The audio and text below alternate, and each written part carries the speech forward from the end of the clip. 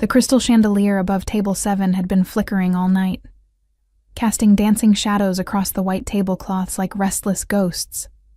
I'd been watching it between trips to the kitchen, wondering if it would finally give out, wondering if I'd still be standing when it did. My feet screamed inside the second-hand heels I'd worn to look presentable. The left one had a crack in the sole that let in cold air, and the right pinched my little toe until it went numb. But Marcello's demanded elegance, even from its waitresses, especially in the private dining room where men in suits that cost more than my yearly rent came to conduct business over wine that could have paid my mother's medical bills. I pressed my fingers against the bruise on my ribs as I balanced the tray of champagne flutes, willing myself not to wince. The memory of Jake's fist was still fresh. 3 days old, maybe 4. Time blurred when you were working double shifts and sleeping in 2-hour increments. He'd been angry about the money again, about the baby, about everything I couldn't give him fast enough. The baby he'd put inside me and then decided he didn't want. The baby I'd lost 2 months ago in a cramped emergency room while he was out drinking with his friends. The bruises had faded from purple to that sickly yellow-green, but they still hurt when I breathed too deep. "Table 12 needs their second bottle," Marco hissed as I passed him near the kitchen doors. His eyes were sharp, calculating. "And for God's sake, smile.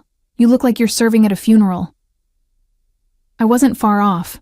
The private dining room had a particular energy tonight. Tense, coiled, like a snake preparing to strike. The usual clientele was already intimidating enough. But tonight there was someone new.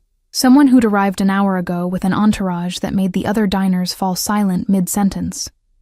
I hadn't seen his face yet, only the broad shoulders in a suit so black it seemed to absorb light, the silver cufflinks that caught the chandelier's glow, and the way every other man in the room suddenly sat up straighter, spoke quieter, moved with deliberate caution. His table? Table 3. The best position in the room with views of both entrances, had been cleared and reset 3 times before his arrival. Marco himself had supervised, hands shaking as he adjusted the silverware. "Who is he?" I'd whispered to Sarah, the other waitress on shift. She'd gone pale. "You don't know? That's Dante Moretti. Don't look at him. Don't speak unless he speaks to you first. And whatever you do, don't mess up his order. Dante Moretti." The name had weight, gravity, the kind that pulled everything into its orbit. I'd heard whispers. Everyone in this part of the city had. Drug trade, human trafficking, political corruption, bodies that disappeared into the river. Whether the rumors were true didn't matter. What mattered was that people believed them, and belief was its own kind of power. I picked up the champagne bottle from the service station, checked the label twice, Krug, 2008, $800, and approached table 12. My hands didn't shake anymore. I'd learned to control that, learned to smile through anything, learned to make myself invisible. Invisible was safe. Invisible meant tips that kept the electricity on, and food in the refrigerator I shared with 2 other girls in an apartment where the heat only worked half the time. The men at table 12 barely glanced at me as I poured, their conversation continuing in rapid Italian. I caught fragments, numbers, names, something about shipments. Not my business. Never my business. As I turned to leave, the room's temperature seemed to drop. I felt it before I saw him, a presence that commanded attention without demanding it, that made the air itself hold its breath. My eyes lifted without permission, drawn by some invisible thread, and suddenly, I was looking directly at him. Dante Moretti. He sat with the stillness of a predator, one hand resting on the table, the other hidden beneath it. Dark hair swept back from a face that could have been carved from marble, sharp jaw, straight nose, lips that suggested cruelty and sensuality in equal measure. But it was his eyes that trapped me, held me frozen in place like a butterfly pinned to cork. Dark, nearly black, and utterly focused. On me, heat flooded my cheeks. I'd broken Sarah's first rule. Don't look at him. I dropped my gaze immediately, heart hammering, and moved quickly toward the kitchen. Behind me, I heard a low voice speaking. His voice, I realized, rich and textured like expensive whiskey. And the immediate silence that followed, everyone listening, everyone obeying. Girl. I stopped. The word wasn't loud, but it carried across the room with absolute authority. My stomach dropped. Come here.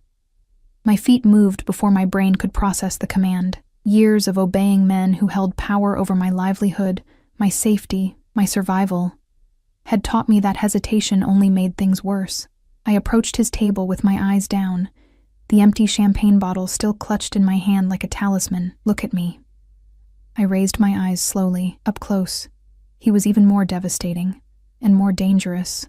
A thin scar cut through his left eyebrow, and his hands, resting on the pristine white tablecloth, bore the faint marks of old violence. Scarred knuckles.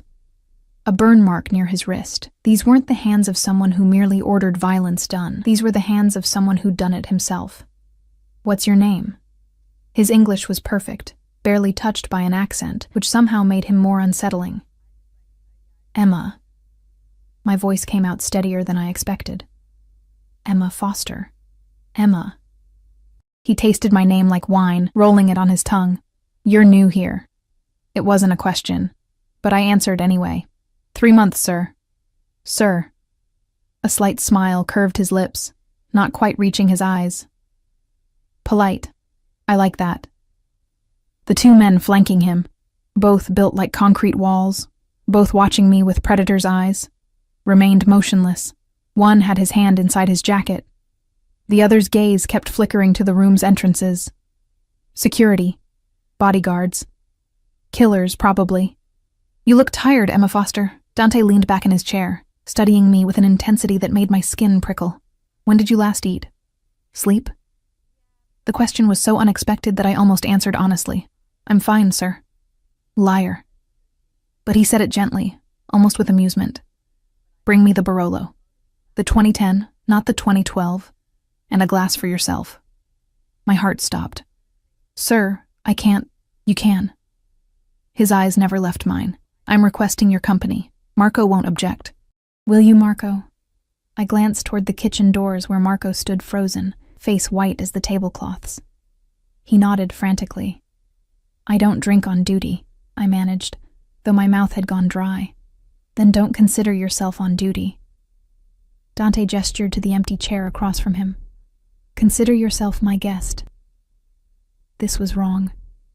Every instinct screamed danger, warned me to run, to make some excuse and flee to the safety of the kitchen, but there was no safety anywhere. Not really. Not for girls like me. And something in his voice, in the way he looked at me, not through me, not past me, but at me, truly seeing me, made me want to stay. I set the champagne bottle on a nearby service station and walked, dreamlike, toward the wine cellar. My hands trembled as I found the Barolo, checked the year twice, selected 2 glasses. The bottle was worth more than my monthly rent. If I dropped it, Marco would take it out of my pay for the next 6 months. I didn't drop it. When I returned, Dante had dismissed his guards to the bar. They went reluctantly, maintaining visual contact, hands still inside their jackets. The table felt suddenly intimate, isolated, despite being in a room full of people. Those people were now very carefully not looking in our direction, conversations resuming in hushed tones. I poured with practiced precision, hands steady despite the riot of fear and curiosity and something darker churning in my stomach. He watched my every movement like he was memorizing me, cataloging each detail. "Sit." I sat. He raised his glass, waited until I lifted mine. 2 unexpected encounters. We drank. The wine was velvet and smoke, complex and layered, probably wasted on my unsophisticated palate. But I appreciated it anyway, let it warm my throat, blur the edges of my exhaustion just slightly. "Tell me, Emma," Dante said, setting down his glass with deliberate care. "Why does a girl who can barely stand work a shift in the city's most expensive restaurant?" "I need the money. Everyone needs money. I'm asking why you need it badly enough to work yourself into the ground." I hesitated. Truth was dangerous, but lies, I suspected, would be worse with this man. Medical bills, rent, survival. Whose medical bills? My mother's. She has cancer. Something flickered in his eyes. Recognition, perhaps, or memory. "And your father?" "Gone. Long gone." He nodded slowly, as if this confirmed something he'd suspected. "Siblings?" "A brother. He's away." "Prison, but I didn't say that, and you support everyone." "I'm all they have." No. His voice dropped, took on an edge that made my spine straighten. The question is, who do you have? No one. The answer rose to my lips, but I swallowed it back. Admitting that felt like exposing my throat to a predator. Before I could respond, the room tilted. Just slightly, just enough to make me grip the table's edge. The chandelier's lights blurred, multiplied, became stars wheeling in my vision. When had I last eaten? Yesterday morning? The day before? Emma. Dante's voice seemed to come from far away. When did you last have a meal? I tried to answer, but my tongue was thick, uncooperative. The bruise on my ribs throbbed in time with my heartbeat. The room spun faster. I stood, or tried to. My legs buckled like paper, and suddenly the floor was rushing up to meet me. And I thought distantly that Marco would definitely fire me for this, for fainting in front of the most dangerous man in the city, for making a scene, for being weak when I'd promised him I could handle the shift. But I never hit the floor. Strong arms caught me, pulled me against a chest that smelled of cedar and gunpowder and something darker, more primal. Dante. He'd moved faster than should be possible for a man his size, caught me like I weighed nothing. Get the car. He barked at someone. Now. I tried to protest, to say I was fine, but consciousness was slipping through my fingers like water. My head fell against his shoulder, and through the haze I felt his hand supporting my back. Felt the exact moment his fingers brushed against my ribs, against the bruises. His entire body went rigid, very carefully. With a gentleness that contradicted everything I'd heard about Dante Moretti, he shifted his grip, pulled back my uniform blazer just enough to see. I heard his sharp intake of breath, felt the temperature around us drop 10 degrees. When he spoke again, his voice was soft. Terrifyingly soft. Who hurt you? I wanted to lie. Every survival instinct I'd honed over 23 years of disappointing men screamed at me to say it was nothing, an accident, that I'd fallen downstairs or walked into a door. The kinds of lies women like me told to keep the peace, to avoid making waves, to survive another day in a world that punished us for being breakable. But consciousness was a luxury I couldn't afford right now, and my body had already betrayed me. Through the fog threatening to pull me under, I heard voices. Sharp commands in Italian, the sound of chairs scraping, footsteps approaching rapidly. Dante's arms tightened around me, not painfully, but possessively, like he was claiming territory. Everyone out. His voice cut through the noise like a blade. Now. I fought against the darkness, managed to open my eyes to slits. The private dining room was emptying with remarkable speed, men in expensive suits abandoning half-eaten meals, Marco practically running toward the kitchen, Sarah's wide eyes finding mine before she disappeared through the service entrance. Only Dante's guards remained, flanking us at a respectful distance, hands visible now, but ready to move. "The car's out front, boss," one of them said, the one with the burn scar across his jaw. "Should I call Doc Castellano?" "Already did. Tell him we're coming to the house, not the clinic. And Marcus?" Dante's voice dropped lower, took on an edge that made even the scarred guard straighten. "Find out everything about her. Employment records, address, family, friends, enemies, everything. I want names by the time we arrive." "Boss, maybe we should—" "Are you questioning me?"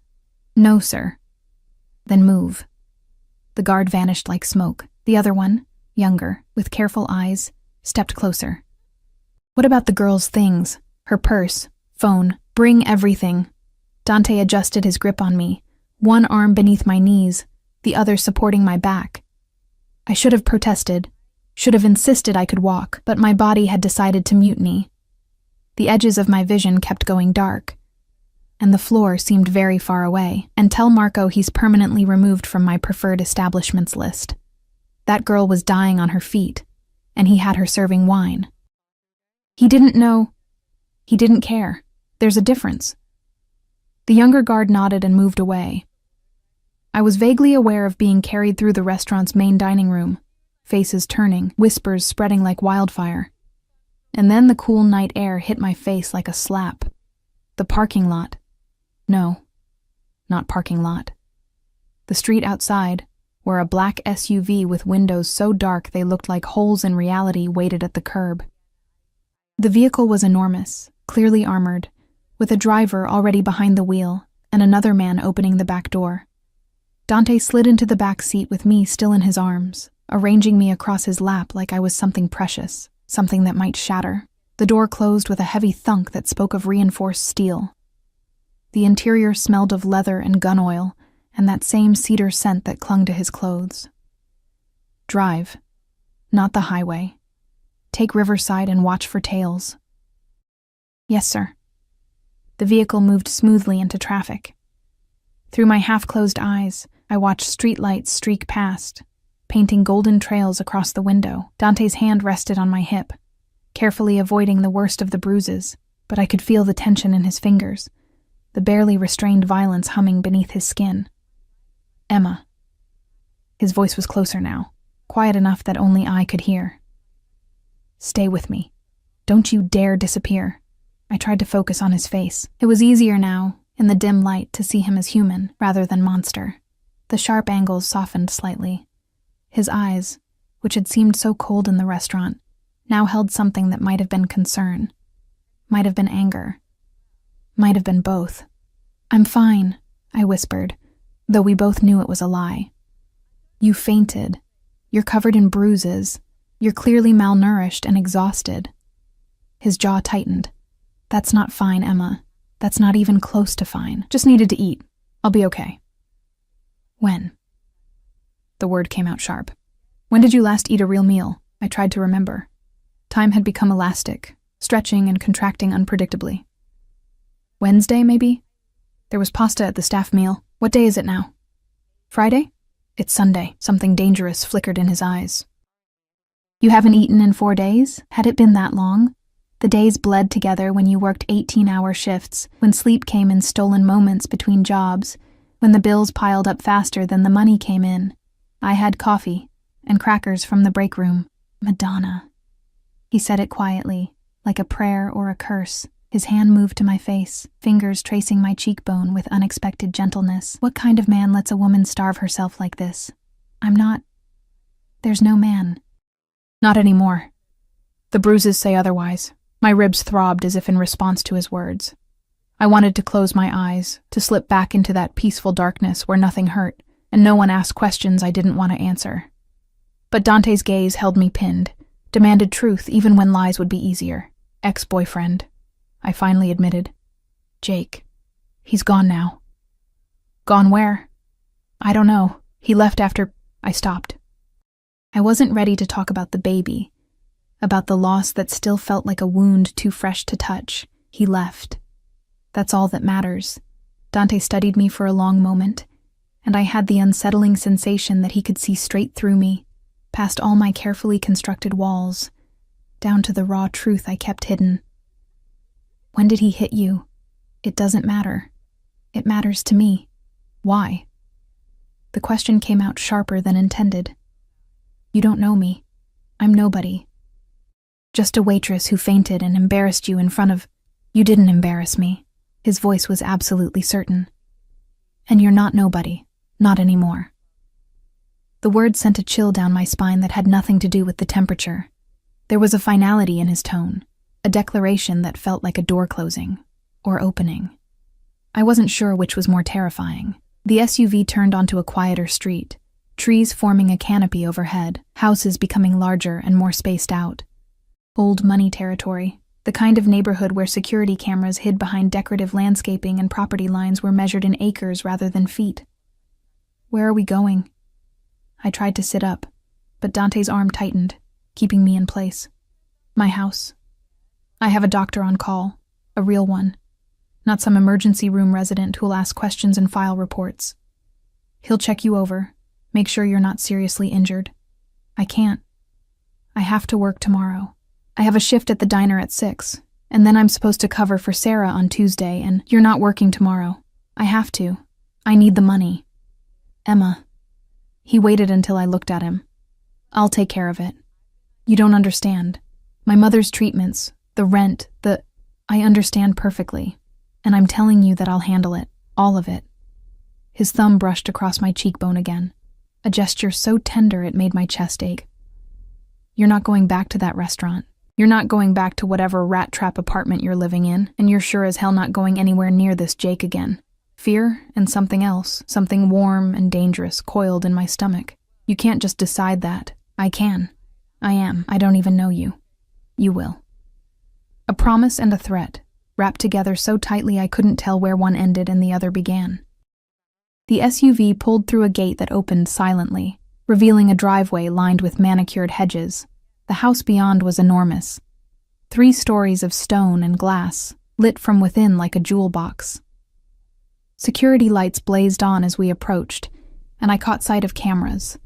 Guards stationed at intervals, the kind of protection that spoke of real danger, real enemies. This wasn't just wealth. This was power, the kind that made governments nervous and rivals disappear. I can't stay here, I said, panic rising despite the exhaustion weighing down my limbs. This is your Dante Moretti. He said his own name with neither pride nor shame. I know what you've heard about me. I know what people say. Most of it's true. Then you understand why I can't. I understand that you're scared. I understand that you've been hurt by a man who should have protected you. I understand that trusting me seems insane. The vehicle stopped, but he didn't move to open the door. But here's what you need to understand, Emma. I saw those bruises. I saw how thin you are, how exhausted. I saw a woman dying by inches because she's too proud or too scared or too conditioned to ask for help. His hand cupped my face, forced me to meet his eyes, and I'm not letting that happen, not to you. Not while I can prevent it. Why? The word came out broken. Why do you care? For the first time, something like uncertainty crossed his features. I don't know yet, but I'm going to find out. The door opened. The younger guard appeared, my purse in his hand along with my coat. The threadbare one with the broken zipper that I'd hidden in my locker because it wasn't nice enough for Marcello's standards. Dante carried me out of the vehicle and up the front steps, as if I weighed nothing. The door opened before we reached it, revealing an older woman in a cardigan, her gray hair pulled back in a neat bun, concern etched across her weathered face. Madonna mia, she breathed. Dante, what happened? Not now, Rosa. Is Doc Castellano here? In the study, waiting. I prepared the blue guest room like you asked. Her eyes found mine, and something in them softened. Poor child. Come. Let's get you comfortable. Inside, the house was warm and smelled of bread and herbs. The entryway alone was larger than my entire apartment, with marble floors and artwork that probably cost more than I'd earn in a lifetime. Dante carried me up a curved staircase, down a hallway lined with closed doors, and into a bedroom that looked like something from a magazine. The bed was enormous, covered in what looked like real silk sheets. French doors opened onto a balcony. A fireplace took up most of one wall, already lit, casting dancing shadows across thick carpets. He set me down on the bed carefully, like I was made of glass. The doctor will be up in a minute. Rosa will stay with you. If you need anything at all, just ask. I grabbed his wrist before he could pull away. His skin was warm, the pulse steady beneath my fingers. I still don't understand why. Dante looked down at our joined hands, then back at my face. When he spoke, his voice was rough. 3 years ago, my sister fainted in a restaurant. She was covered in bruises, too. Her husband had been beating her for months, but she never told anyone because she was afraid. Afraid of him. Afraid of bringing shame to the family. Afraid of being weak. He pulled his hand free, but gently. By the time we found out, it was too late. She died in the hospital 2 days later. Internal bleeding that we could have stopped if anyone, had asked the right questions sooner. The confession hung between us like smoke. I saw the grief in his eyes, old and deep, and understood suddenly that this wasn't really about me. It was about the sister he couldn't save, the guilt he carried like a stone around his neck. I'm sorry, I whispered. Don't be sorry. Be alive. He moved toward the door, paused with his hand on the frame. And Emma? Tell the doctor everything, every bruise, every injury, every moment that bastard touched you, because I'm going to find him. And when I do, he's going to wish you'd never walked into my restaurant. Then he was gone. and I was alone with the terrifying realization that I'd somehow traded one dangerous man for another. Except this one had resources, power, and a very specific kind of justice in mind. The door opened again almost immediately. An older man with kind eyes and a medical bag entered, Rosa following behind with towels and what looked like a tray of food. "Miss Foster," the doctor said warmly. "I'm Dr. Castellano. Let's take a look at you, shall we? And while I work, Rosa here will make sure you eat something. When was your last meal?" I looked at the tray. Soup, bread, fruit. More food than I'd seen in weeks, and felt tears prick my eyes. "Wednesday," I admitted. "I ate on Wednesday." Rosa made a distressed sound and immediately began fussing with pillows, positioning the tray within easy reach. The doctor's expression didn't change, but I saw his jaw tighten. "Well," he said gently, pulling on gloves, "let's fix that, shall we? And then you can tell me exactly what happened to give you those bruises." As he worked, checking my vitals, examining the bruises with professional detachment, asking quiet questions I answered in equally quiet whispers, I realized something that should have terrified me, but instead felt oddly like relief. I'd walked into Marcello's tonight as Emma Foster, invisible waitress, nobody special, a woman so used to being overlooked that I'd forgotten what it felt like to be seen. But I'd fainted into the arms of Dante Moretti, and now everything was different. Now, I was somebody's problem, somebody's responsibility, somebody's obsession. And God help me, I wasn't sure I wanted to go back. I woke to sunlight streaming through unfamiliar windows and the disorienting sensation of sheets that didn't scratch against my skin. For a moment, I couldn't remember where I was. The ceiling was too high, the mattress too soft, the silence too complete. Then memory crashed back like a wave.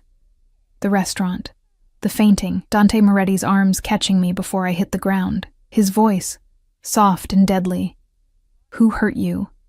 I sat up too quickly, and my ribs protested with a dull ache. Dr. Castellano had wrapped them last night after determining that 2 were bruised but not broken. He'd catalogued every injury with clinical precision, the fingerprint bruises on my upper arms, the boot-shaped mark on my thigh, the split lip that had mostly healed. He'd said nothing, but his eyes had grown progressively colder with each discovery. When he'd finished, Rosa had insisted I eat the entire tray of food, watching like a hawk until I'd consumed every bite. Then she'd helped me into pajamas. Silk, obscenely expensive, clearly new, and tucked me into bed like I was a child. I'd been asleep before she'd closed the door. Now, morning light revealed details I'd missed in last night's haze. The bedroom was decorated in soft blues and creams, feminine but not frivolous. Books lined one wall, real books, leather-bound, the kind people collected rather than read. Fresh flowers sat on the dresser, white roses that perfumed the air. Through the French doors, I could see the balcony overlooking manicured gardens that seemed to stretch forever. A knock at the door made me jump. "Miss Emma?" Rosa's voice, warm and maternal. "Are you awake? I have breakfast." "Come in." She entered carrying another tray, this one laden with enough food for 3 people. Eggs, bacon, fresh fruit, pastries, orange juice, coffee. Behind her came a younger woman with an armful of clothing still on hangers. "Good morning, dear. How are you feeling?" Rosa set the tray on the bedside table with practiced efficiency. "Dr. Castellano said you should take it easy today. Keep your ribs immobilized, and you're to eat every 2 hours until we get some weight back on you." "Rosa, I can't.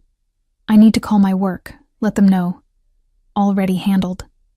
She fluffed the pillows behind me with the determination of a general arranging troops. "Mr. Moretti spoke to your employers this morning, both the restaurant and the diner. You're on indefinite medical leave, and they've been compensated for the inconvenience." My stomach dropped. "Compensated how much?" "Enough that they won't ask questions or expect you back." Rosa's expression brooked no argument. "Now eat. And this is Maria. She's brought clothes for you. Mr. Moretti had them delivered this morning." Maria stepped forward, revealing an array of clothing that made my second-hand wardrobe look like rags. Jeans that probably cost more than my monthly rent. Sweaters in cashmere and silk. Undergarments with designer labels still attached. "I can't accept these," I said weakly. though my fingers itched to touch the fabric. When had I last worn something that wasn't worn thin or stained or held together with safety pins? You can, and you will. Rosa's tone left no room for debate. Your old clothes have been laundered, but frankly, child, they should be burned. No one under Mr. Moretti's protection dresses in rags, under his protection. The words sent a shiver down my spine. Protection meant obligation. It meant debt. It meant I'd traded Jake's violence for a different kind of cage. One with silk sheets and gourmet food, but a cage nonetheless. I need to see him, I said, pushing the tray aside despite Rosa's disapproving sound. Dante, where is he? In his office, conducting business. He left instructions that you're to rest, eat, and not worry about anything. Rosa crossed her arms. And before you argue, let me be clear. Mr. Moretti's instructions are not suggestions. I don't care. I need to talk to him. Now. Something flickered in Rosa's eyes. Approval, maybe, or respect. She nodded slowly. Finish your breakfast first, then I'll take you to him. But don't say I didn't warn you. He's in a mood this morning. I ate mechanically, tasting nothing, my mind racing. I needed to understand what was happening, what he wanted from me, what price I'd be expected to pay for his help. Men like Dante Moretti didn't rescue waitresses out of kindness. There was always a price.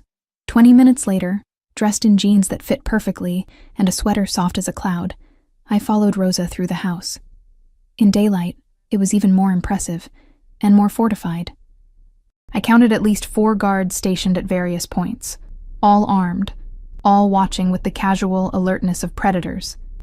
Security cameras nestled in corners, reinforced doors, windows that I suspected were bulletproof. This wasn't just a home, it was a fortress. Rosa stopped outside a heavy wooden door, knocked twice. A voice from within, Dante's, sharp and impatient, said something in Italian. English, please, Rosa chided, opening the door. You have a guest who doesn't speak the language. I stepped into what could only be described as a war room. The office was dominated by an enormous desk covered in papers, laptops, and what looked like surveillance photos. Maps covered one wall, marked with pins and notations. Another wall held screens showing various camera feeds, the house, the gardens, what looked like city streets. Dante stood behind the desk, phone pressed to his ear, his free hand braced on the polished wood. He'd shed last night's jacket, rolled up his shirt sleeves to reveal forearms corded with muscle and marked with more scars. He looked dangerous and exhausted in equal measure, dark circles under his eyes suggesting he hadn't slept. When he saw me, something in his expression shifted, the hardness softened fractionally. He said something curt into the phone and ended the call. You should be resting. We need to talk. After you've recovered, now.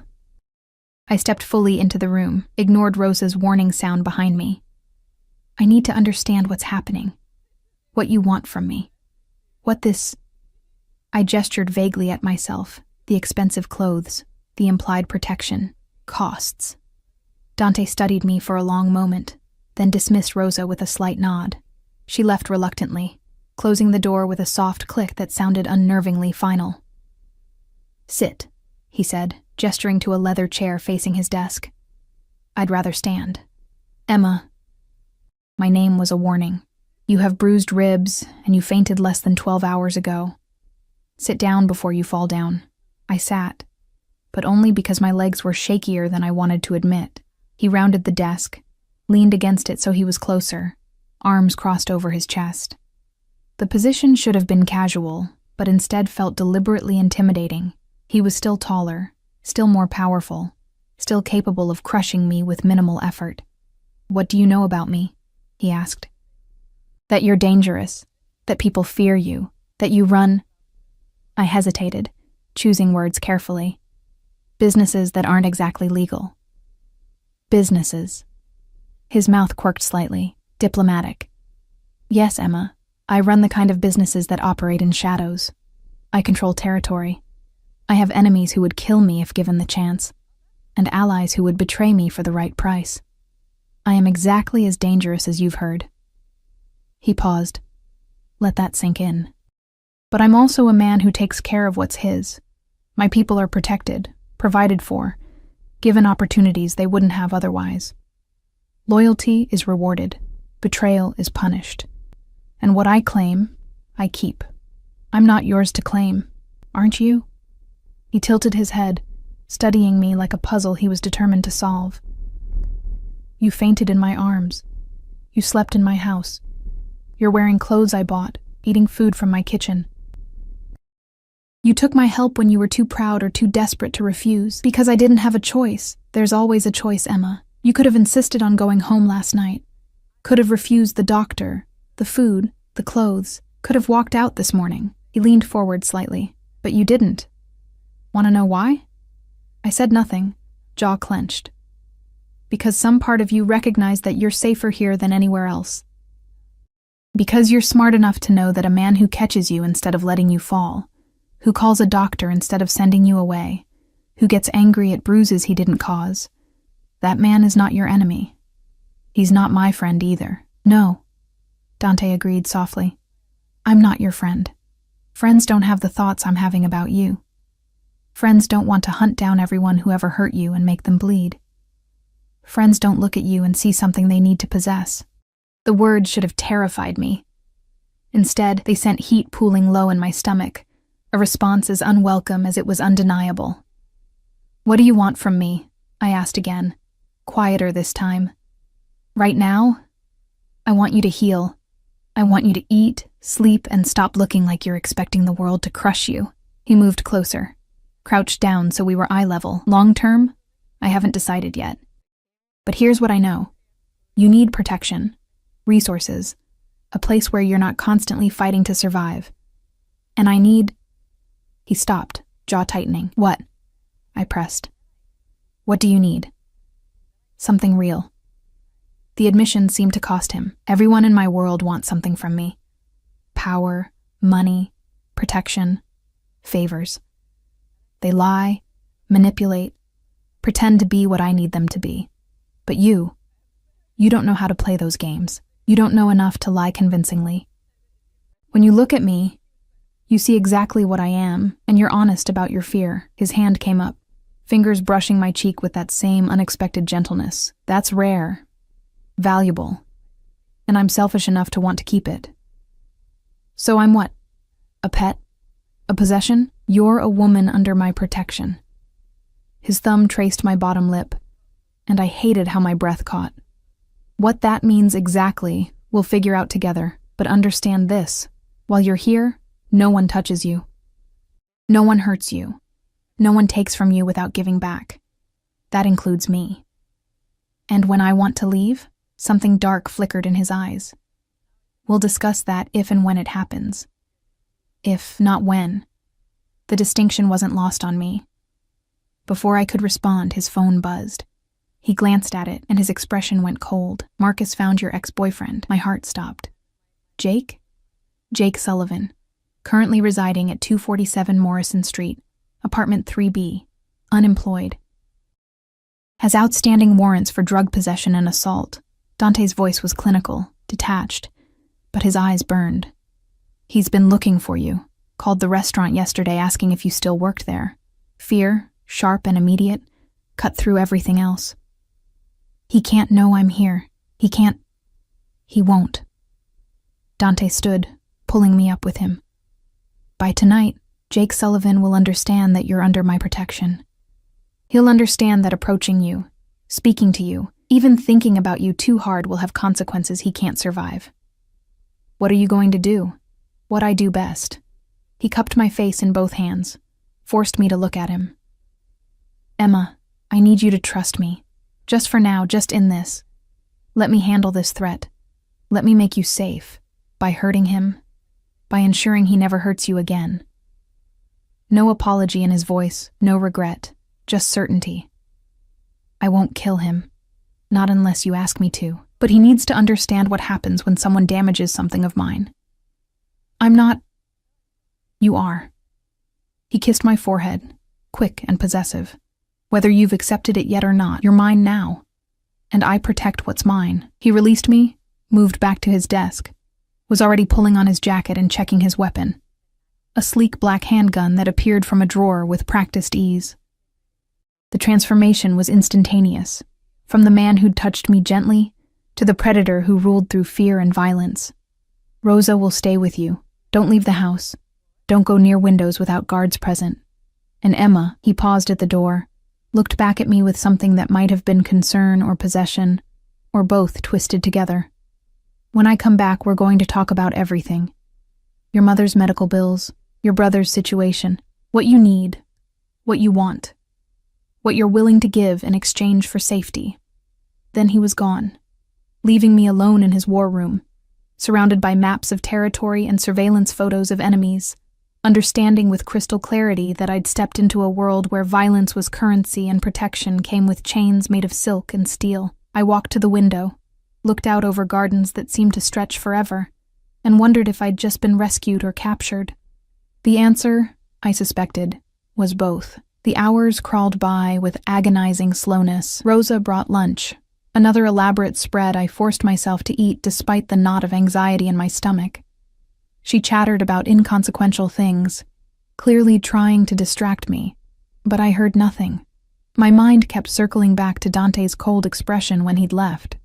The gun tucked into his waistband, the promise of violence hanging in the air like smoke, by ensuring he never hurts you again. I should have felt guilty, should have protested more, insisted that Jake wasn't worth whatever Dante was planning. But the truth, the ugly truth I didn't want to examine too closely, was that part of me wanted Jake to hurt. Wanted him to feel even a fraction of the pain he'd inflicted on me over 6 months of escalating violence. The baby. I kept coming back to that. The baby I'd lost while Jake was out drinking. The baby he'd caused me to lose when his fist had connected with my stomach during an argument about money. The emergency room doctor had been kind but clinical. Sometimes these things just happen. But I knew. I knew it was Jake's violence that had stolen that small flutter of life before it ever had a chance. Miss Emma? Maria appeared in the doorway of the sitting room where I'd been staring at a book without reading it. There's someone here to see you. A woman. She says her name is Caroline Foster, my mother. Ice flooded my veins. How did she know I was here? Mr. Moretti sent a car for her this morning. He thought you'd want to see her. Make sure she's all right. Maria's expression was carefully neutral. She's in the front parlor.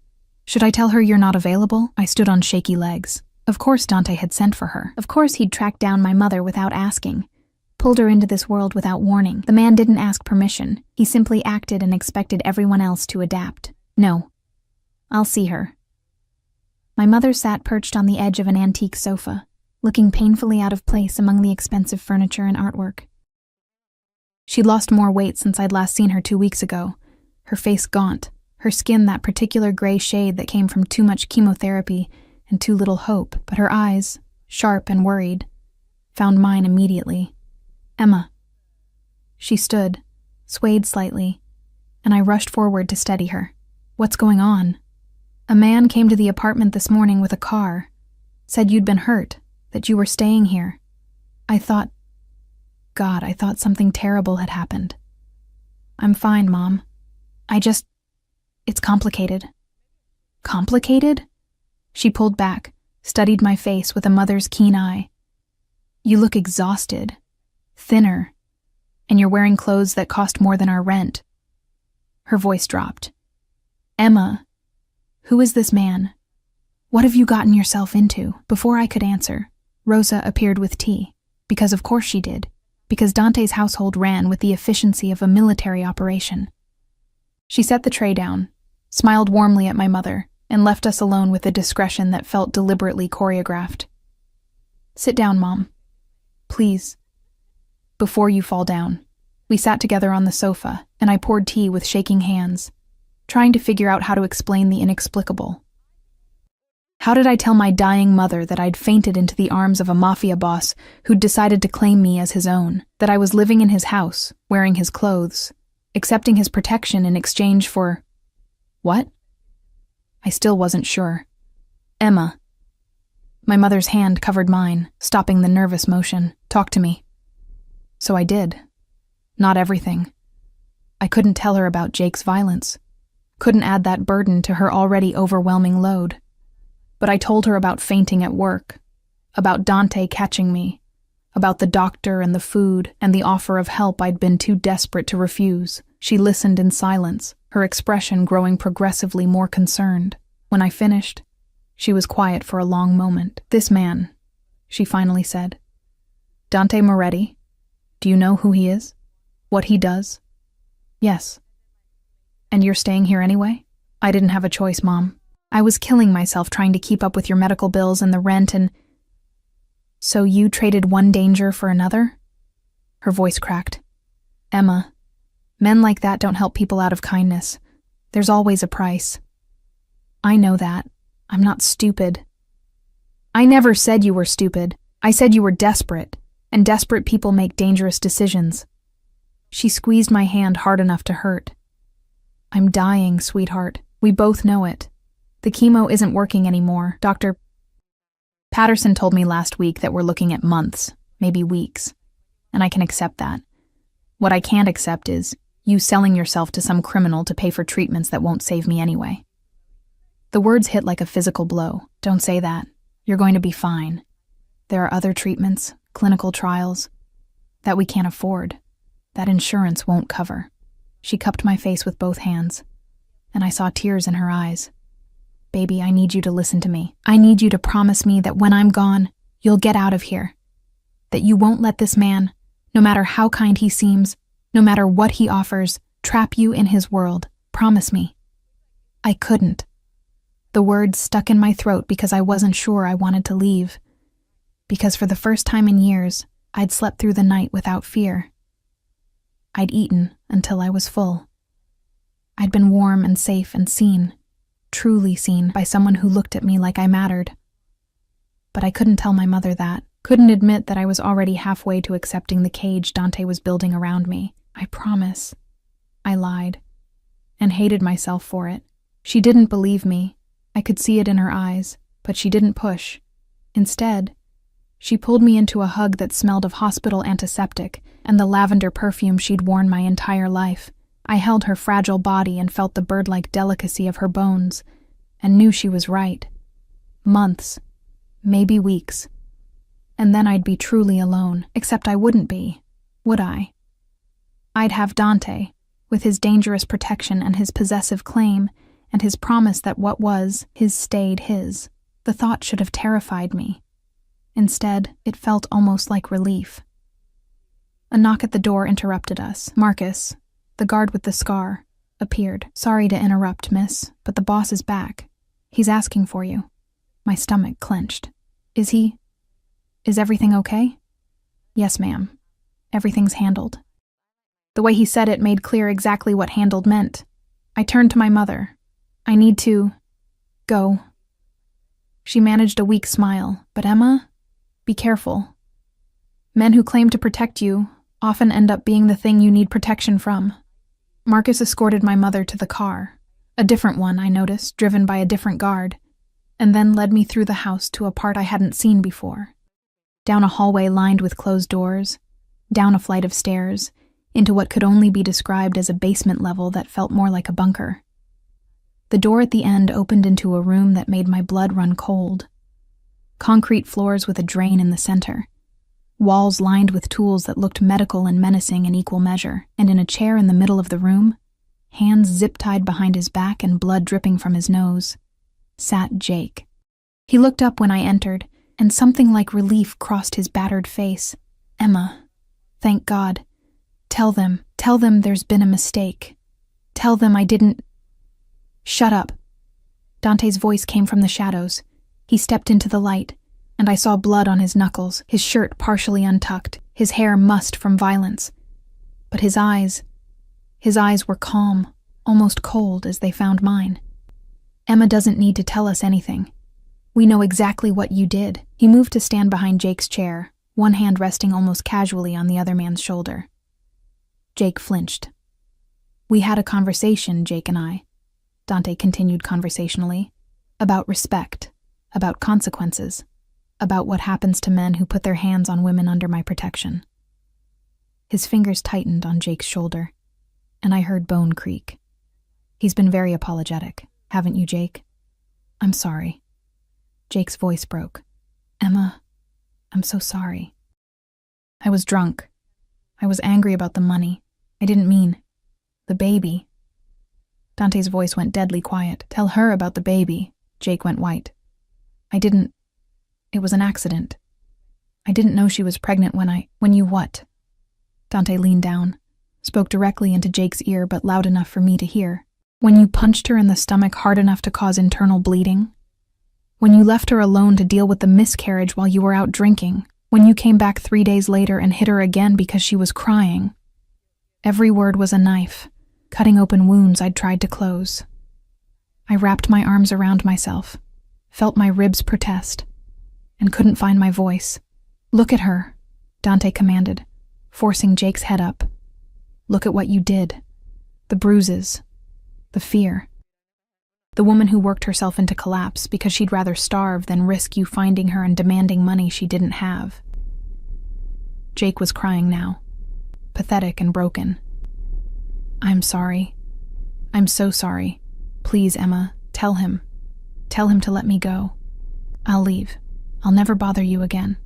I swear.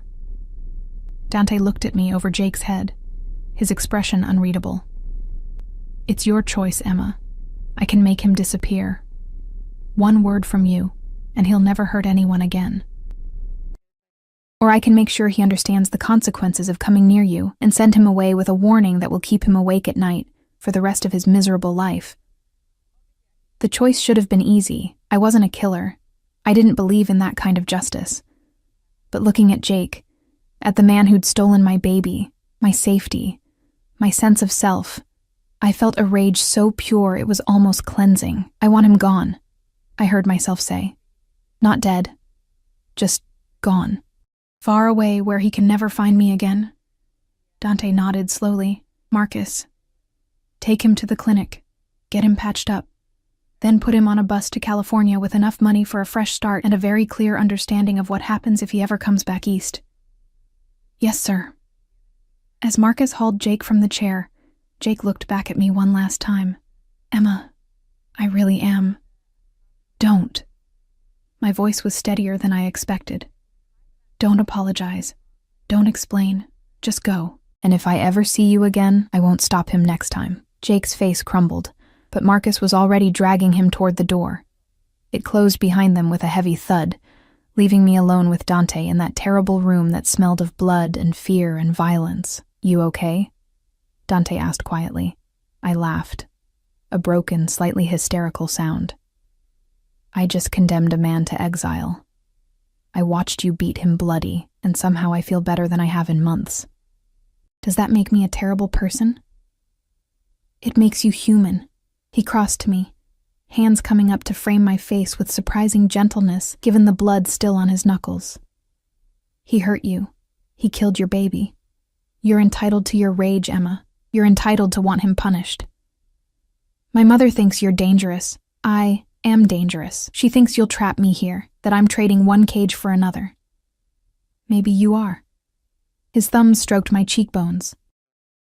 But at least in my cage, you're fed and safe, and no one's allowed to hurt you but me. And I have no intention of hurting you, Bella. None at all. The endearment sent warmth spiraling through me despite everything. What do you want from me, Dante? Really? Right now? He leaned his forehead against mine, close enough that I could feel his breath against my lips. I want you to stay. I want you to let me take care of your mother's medical bills, your brother's legal fees, all the debts crushing you. I want you to sleep in my house and eat my food and wear the clothes I buy you. I want you to stop running, stop fighting, stop trying to survive alone. And in return, you give me your honesty, your trust, eventually, your presence.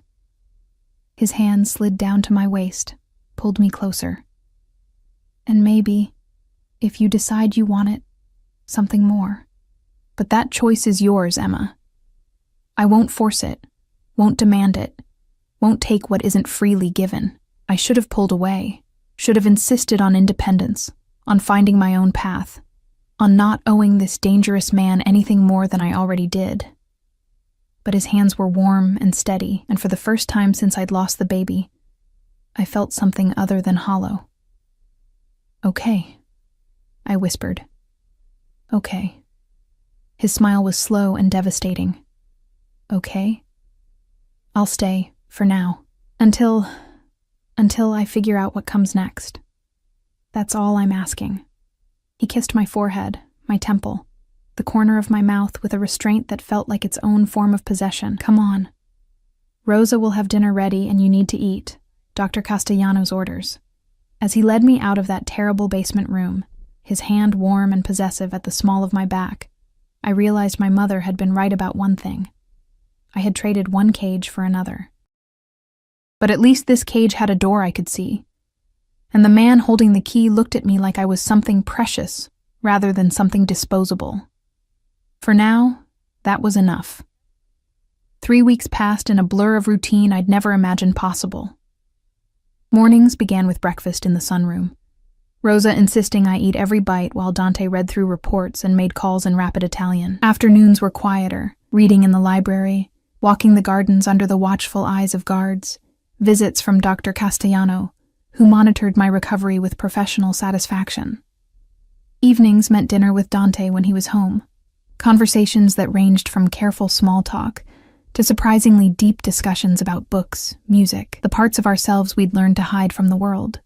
My mother's treatments had been transferred to a private facility, the best in the state, Dante informed me matter-of-factly, as if spending hundreds of thousands of dollars was no more significant than buying groceries. My brother's legal fees were handled by lawyers who made his charges disappear like smoke. The debts that had crushed me for years vanished overnight, paid in full by a man who barely blinked at the amounts.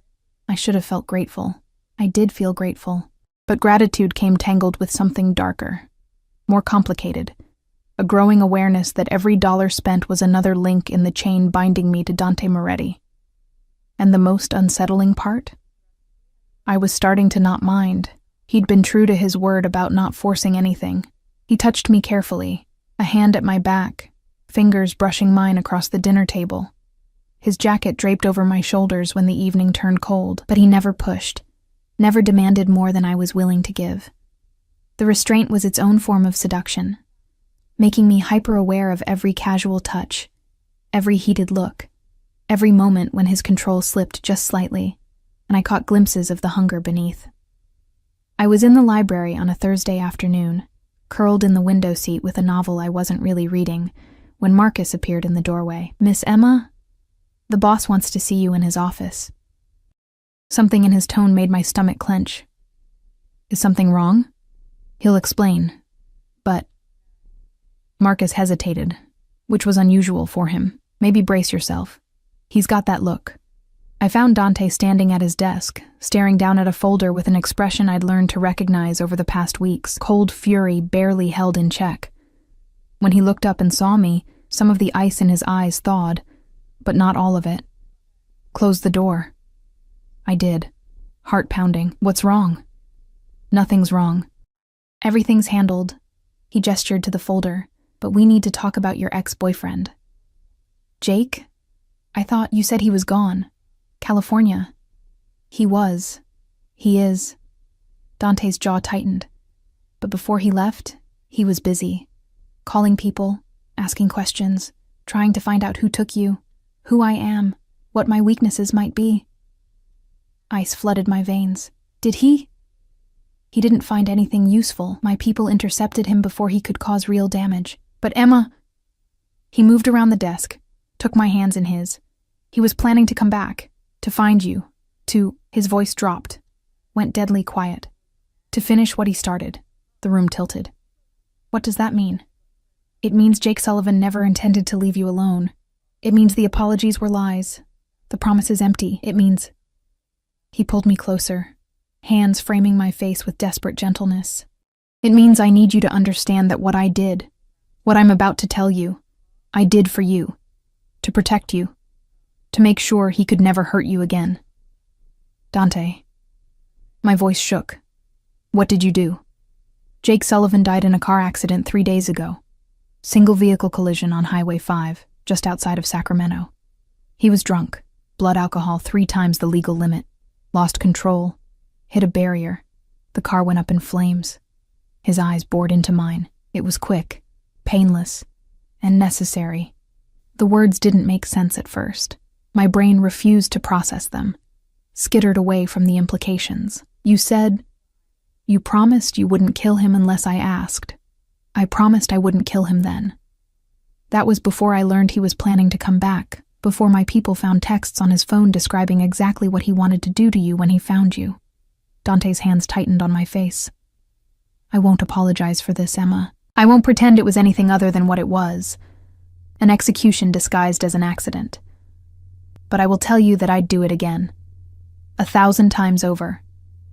Because keeping you safe matters more than keeping promises made to a man who was already planning to break his. I should have been horrified, should have pulled away, demanded he let me go, run screaming from the house and the man who'd just admitted to murder. But all I felt was a strange, detached relief. Jake was gone. Really gone. Not in California where he could change his mind and come back. Gone in a way that was permanent, final, irreversible. Show me, I heard myself say. The texts. I need to see them.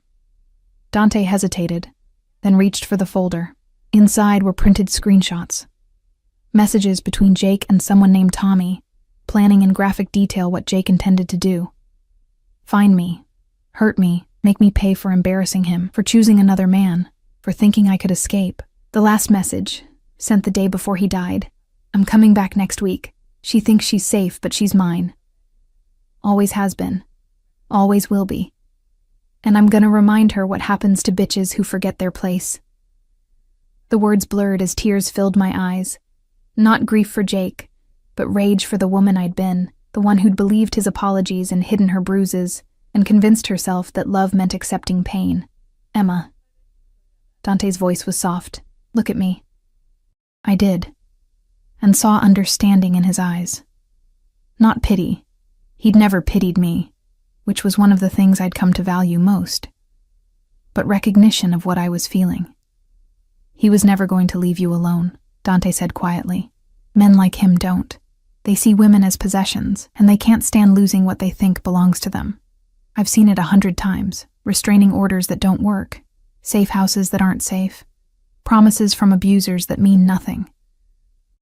His thumbs wiped away my tears with infinite gentleness. I wasn't going to let you become another statistic, another woman who died because the system failed to protect her, so you protected me the only way you know how. It wasn't a question. Yes. By becoming a killer. I've always been a killer, Bella. You knew that when you stayed. The only difference now is that I killed for you specifically, rather than for business or territory or revenge. He pulled me against his chest, and I let him. Let myself sink into the warmth and solid strength of him. I understand if that changes things. If you need to leave, to get away from what I am, I'll set you up somewhere safe. Make sure you're protected and provided for, but I won't lie about what I did or pretend to be something I'm not. I stood in his arms, breathing in cedar and gunpowder, and made a choice. The kind of choice that would define everything that came after. I don't want to leave. His entire body went still. Emma? I should want to leave. I know that. I should be horrified, disgusted, terrified. I pulled back far enough to look up at him. But all I feel is relief and gratitude. And I swallowed hard. And something else. Something I've been trying not to feel because it's insane and dangerous and probably self-destructive. What? His voice was barely a whisper. Safe. I feel safe with you. For the first time in my life, I feel like someone's actually protecting me instead of using me or hurting me or abandoning me. My hands fisted in his shirt. Is that crazy? Does that make me a terrible person? No, Bella. It makes you someone who's been hurt so badly that basic safety feels like a gift. He kissed my forehead, lingering. And I'm selfish enough to be glad that you feel safe with me, even if the reasons are complicated.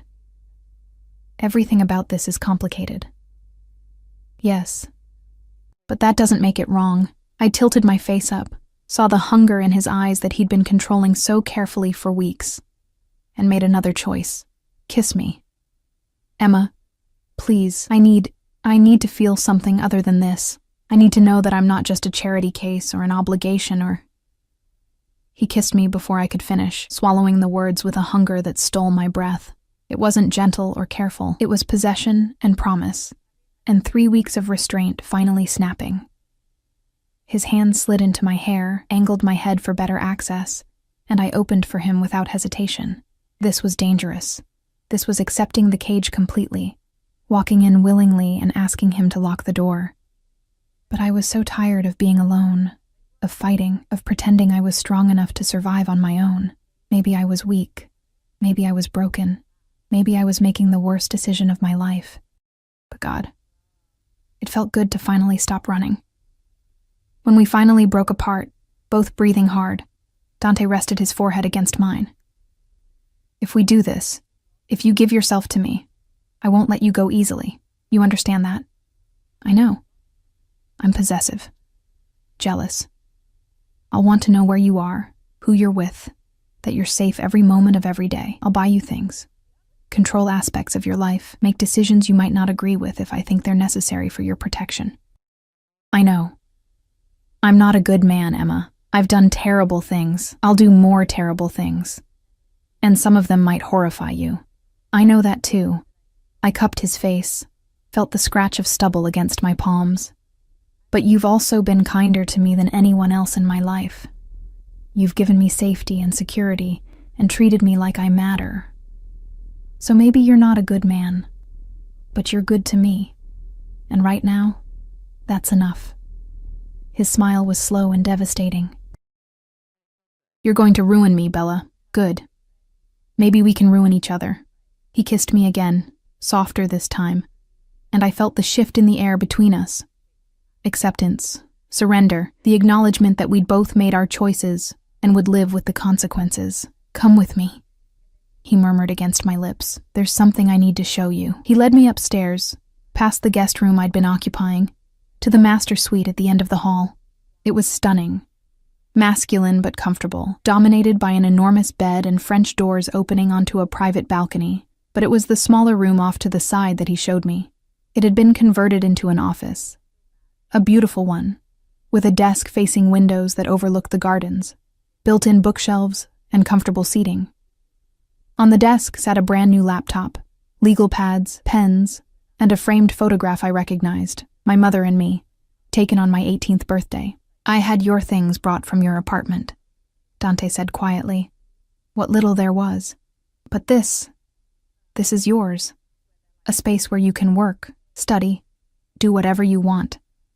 I know you never finished college. I thought maybe you'd want to start again, online courses or... You did this for me? My voice cracked. I did this because I want you to have a life here, not just an existence. Because you're smart and capable and you deserve opportunities you've never had. He pulled me against his side. I'm not just offering you protection, Emma. I'm offering you a future, one where you don't have to work yourself to death just to survive. Where you can pursue dreams instead of scrambling to pay bills. I turned in his arms, looked up at this dangerous, complicated man who'd killed for me, and built me a study, and looked at me like I was something precious. What do you want in return? You. Just you. His hand cupped my cheek. Your presence. Your trust, eventually. He hesitated. Your love. If I earn it. I know it's not something I can demand or buy. But I'm hoping, given time, that you might choose to give it anyway. Standing in that beautiful room, surrounded by evidence of his care, and claimed by a man who was equal parts monster and savior, I realized something. I'd already started falling. Probably had been since the moment he'd caught me before I hit the ground. Since he'd asked who hurt you with murder in his eyes. Since he'd shown me that protection could mean safety instead of control. I'm already halfway there, I admitted. Which terrifies me. Good. He kissed the top of my head. Fear means you understand what's at stake. But Emma, I promise you this. I will never hurt you the way he did. I will never make you feel small or disposable or worthless. You're mine now, and what's mine is treasured, protected, kept safe. Even in a cage? Even in a cage, he smiled slightly. But it's a cage with open doors, Bella. You can leave anytime you choose. I'll hate it. I'll probably try to convince you to stay, but I won't stop you. Won't force you. Won't punish you for choosing freedom over comfort. I didn't believe him. Not entirely. Men like Dante Moretti didn't let go easily. But I appreciated the lie, appreciated that he cared enough to offer me the illusion of choice even if we both knew the truth. I was his now. Completely. Irrevocably. And the most surprising part? I was okay with that. "Stay with me tonight," he said quietly. "Not as an obligation or expectation, but because I want to hold you while you sleep. Because I want to wake up and know you're safe. Because 3 weeks of sleeping down the hall from you has been torture." Okay. That night, I lay in Dante Moretti's arms in his enormous bed, listening to his heartbeat beneath my ear, feeling safer than I'd ever felt in my life. The irony wasn't lost on me. I'd escaped one dangerous man only to willingly surrender to another. But there was a difference, I told myself. Jake had taken from me. Dante gave. It was enough. It had to be enough. 3 months later, my mother passed away peacefully in the private facility, surrounded by comfort and dignity that my father's insurance and my waitressing tips never could have provided. Dante held me through the grief, organized the funeral, stood beside me at the graveside with his hand steady at my back. My brother was released early on good behavior. Dante's lawyers had worked miracles. He had a job waiting, an apartment paid for 6 months in advance, and a very clear understanding of who to thank for his second chance. 6 months after that, Dante slipped a ring onto my finger, a diamond that caught light like captured fire. "Marry me," he said. Not a question, but not quite a command either. A request from a man who'd learned that I needed to feel like I had choices, even when we both knew I'd already chosen. "Yes," I said, because it was the only answer that made sense. The only answer I wanted to give. I became Emma Moretti on a spring afternoon, surrounded by people who called my husband boss, and looked at me with a respect I'd never earned but wore anyway. I wore white, virginal and absurd considering everything, and promised to love and honor a man who'd killed for me, stolen for me, built an empire partially on blood and bullets. And I meant every word, because somewhere between fainting into his arms and waking up in his bed, between accepting his protection and surrendering to his possession, I'd fallen completely, irrevocably in love with Dante Moretti. He was dangerous. He was possessive. He was exactly the kind of man my mother had warned me about, but he was also mine, and I was his. In the end, that was all that mattered. Years later, I would sometimes think about the girl I'd been. Invisible waitress, buried under debt, bruised and broken and barely surviving. I would think about the moment everything changed. The crystal chandelier flickering overhead, the way the floor had rushed up to meet me, the strong arms that caught me before I fell. And I would understand that sometimes salvation comes dressed as damnation. Sometimes the cage that traps you is the only thing keeping you safe. Sometimes the monster who claims you is the only one who sees you as human.